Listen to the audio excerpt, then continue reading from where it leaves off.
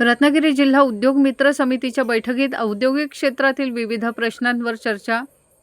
Lotay Parshuram industries association येथे जिल्हा उद्योग मित्र समितीची बैठक रत्नागिरीचे जिल्हाधिकारी मनोज जिंदल यांच्या अध्यक्षतेखाली संपन्न झाली।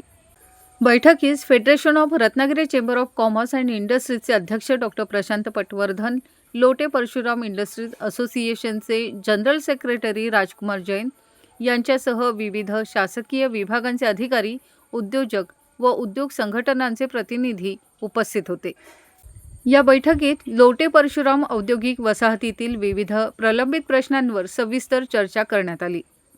औद्योगिक वसाहतींमधील रस्त्यांची दुरुस्ती, वाशिष्ठी नदीवरील बंधारा उभारणी, स्ट्रीट लाईटची व्यवस्था, नियमित वीज व पाणी पुरवठा, सांडपाणी वाहिन्यांची स्वच्छता व सुरक्षितता, तसेच ESIC सेवा दवाखान्यातील अपुऱ्या सुविधांबाबत चर्चा झाली।